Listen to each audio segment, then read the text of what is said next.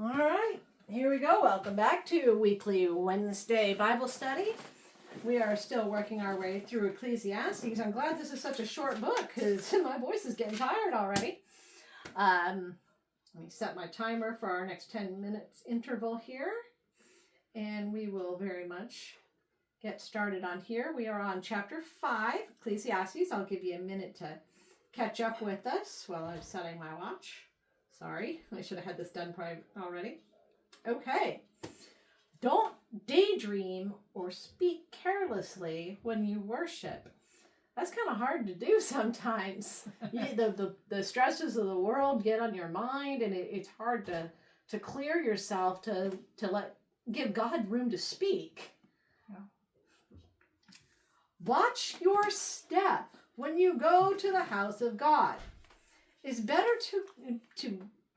better to go there and listen than to bring the sacrifices fools bring. Fools are unaware of what they're doing, that they are doing something evil. You come to worship, you come to learn. Yeah. Leave your worries at the door. Focus on Him. That's why you're there. Don't be in a hurry to talk. Don't be eager to speak in the presence of God. Since God is in heaven and you're on earth, limit the number of your words. Well, God has to listen to what's the population of earth now? Huge numbers. Massive. Unfathomable numbers that he's got to hear constantly. And most of them are whining about the same things. Well, it's also, Jesus spoke about don't be repetitive in how you pray like the pagans do. Be clear, state your needs, state your worship, and stop. Daydreaming comes when there are too many worries. I know that feeling well. Worry about problems with the house, problems with work, problems with kids, problems with... Mm-hmm. They all boil down to the same thing. Let God have some space. Yeah. Careless speaking comes when there are too many words. When you make a promise to God, don't be slow to keep it because God doesn't like fools. Keep your promise. It is better not to make a promise than to make one and not keep it.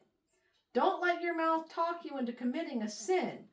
Isn't there another saying on that? Don't let your mouth write a check your butt can't cash. Kind of, yeah. Don't say in the presence of a temple messenger, my promise was a mistake. Why should God become angry at your excuse and destroy what you've accomplished? In spite of many daydreams, pointless actions, and empty words, you should still fear God. Yeah. God wants a relationship with us, though. He sent Christ for that relationship. It's just not at this point. Yeah. We're several centuries before the birth of Christ. But if God is timeless, for him, Christ has already been sent. But Christ hasn't stepped down into time yet. Yeah, because in the beginning, the Word was with God. And the Word was God. And if you read in the book of Revelation, you will find that Christ was the Lamb slain before the foundation of the world. So there's that time loop thing going on. Okay. Corrupt officials have corrupt officials over them. Don't be surprised if you see poor people being oppressed, denied justice, or denied their rights in any district. One authority is watching over another, and they both have authorities watching over them. Yet a king is an advantage for a country with cultivated fields. Okay, that last sentence seems to come out of nowhere. Okay. The king in Israel at that time was the final magistrate, directly answerable to God. Okay. Now, if you had a good king, look at the history of Israel. You had good kings, led to good times and in the country. Bad kings led to bad times.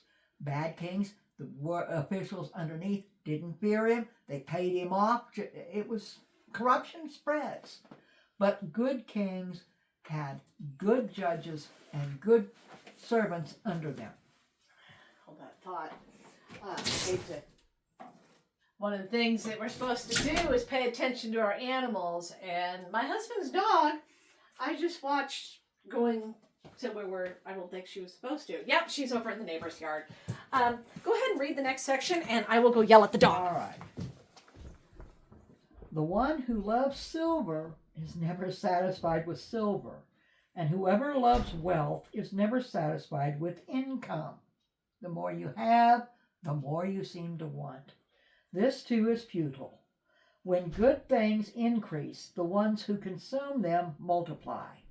What then is the profit to the owner except to gaze at them with his eyes? So, yeah, it's that the more you have, the more you want. We're at verse 12. Verse 12. Okay, sorry. I told Dave to go holler at his dog because she's over in the neighbor's yard. Yeah. Okay, the sleep of working people is sweet, whether they eat little or a lot. But the full stomachs that rich people have don't allow them to sleep. Yeah, well, that rich food, that'll give you some indigestion. Yeah. But the idea is, once you have wealth, you're always looking around. How can I protect it? How can I get more? Okay. What about the thief who might break into my barn? Yeah. And I can understand some of that. I mean, when you've lost everything, I mean, look at Job. Mm-hmm. He lost everything Yeah. because God and Satan had a bet. I mean, wow. And yeah, God blessed him afterwards with everything back plus some, but that doesn't change the fact that doesn't change the pain in his heart of losing his original children. Yeah. Losing all his family. I mean, that kind of pain cannot be replaced. That can't be mitigated with new kids. Yeah. Because you still always love the ones you lost. So how can you, when you worked hard to get built back up again, you're terrified you're going to lose this stuff again. Yeah. But the thing is it was never yours to begin with. But this whole section starts with the one who loves silver is never satisfied with silver. No. The more you have, the more you want. Then you got to worry about who's going to steal it. That's the concept here. Okay. Let's see where we at. We got about 2.5 minutes here. Economic ruin. There is a painful tragedy that I've seen under the sun. Riches lead to the downfall of those who hoard them.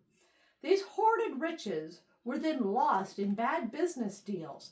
The owners had children, but now they have nothing to give them. They came from their mother's womb naked. They will leave as naked as they came. They won't even be able to take a handful of their earnings with them from all their hard work. This also is a painful tragedy. They leave exactly as they came. What advantage do they gain from working so hard for the wind? They spend their entire lives in darkness, in constant frustration, sickness, and resentment. Yeah. If you're expecting to be satisfied with under the sun human life, you're not gonna get it. It's just you don't. There's a verse later. I think it was in Matthew. I think that where they talked about the highway to hell is wide and the gate to heaven is very very narrow and rough. Yeah. That you can't. It's so narrow. You can't take anything with you. Nothing else fits. And his point here is you're born with nothing. You're naked when you're born. Covered in blood and when you die, you're not taking a bit with you.